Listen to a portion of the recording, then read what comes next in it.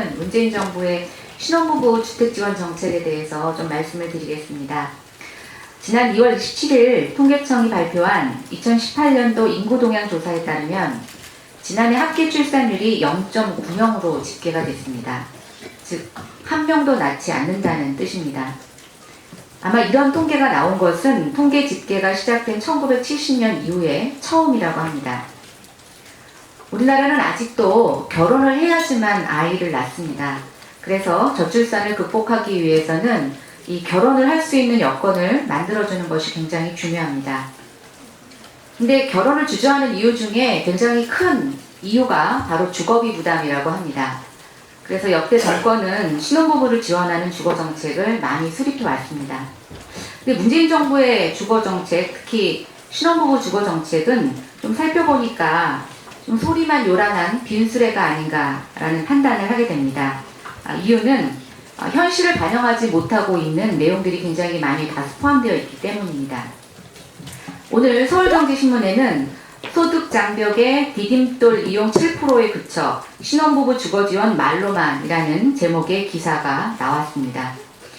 문재인 정부의 20대에서 30대 지지율이 낮은 것은 이 실효성 없는 신혼부부 지원 정책이 아닐까라는 생각을 해봅니다. 내용을 좀 설명드리자면 시중보다 저렴한 한 2에서 3.15%의 저리로 대출을 받을 수 있는 디딤돌 대출의 경우에는 소득 제한을 두고 있습니다. 일반의 경우에는 6천만 원 이하이지만 생애 최초나 신혼부부, 2자녀 이상의 경우에는 7천만 원으로 소득 요건을 조금 완화해주고 있습니다. 근데 여러분들 신혼부부 같은 경우에는 일자리가 많은 서울에서 안정적인 보금자리를 마련하려고 합니다. 그런데 현 제도 하에서는 불가능합니다. 일단 서울은 집값이 너무 비쌉니다. 두 번째는 맞벌이가 결혼에 필요 충분히 조건이 되고 있는데 맞벌이 부부의 43.6%가 소득이 7천만 원 이상입니다. 저리의 대출을 받을 수가 없습니다. 이 7천만 원의 높고 낮음에 대한 논박이 있을 수가 있습니다만 문제는 7천만 원에서 단돈 1원만 넘어도 정부로부터 아무 혜택을 받을 수 없다는 것입니다. 너무 현실을 반영하지 못하고 있다고 봅니다. 개선해야 합니다. 소득 요건에 관해서는 지역별로 차등을 두는 것도 고려해 볼 수 있다고 생각이 됩니다. 세 번째는 거래 비용을 좀 낮춰줄 필요가 있다고 생각합니다. 생애 최초로 주택을 구입하는 신혼부부에 대해서 지금 현재 취득세를 50% 감면해주고 있는 제도가 있는데 2019년으로 일몰될 예정입니다. 연장이 필요해 보입니다. 또한 신혼부부뿐만 아니라 생애 최초로 주택을 구입하는 중장년층의 경우에도 저는 세금 혜택에 있어서는 동일한 혜택을 줄 필요가 있다고 생각이 됩니다. 금융지원은 차등하더라도 생애 첫 주택을 구매하는 중장년층에게는 저는 세금 혜택은 동일해야 된다고 생각이 됩니다.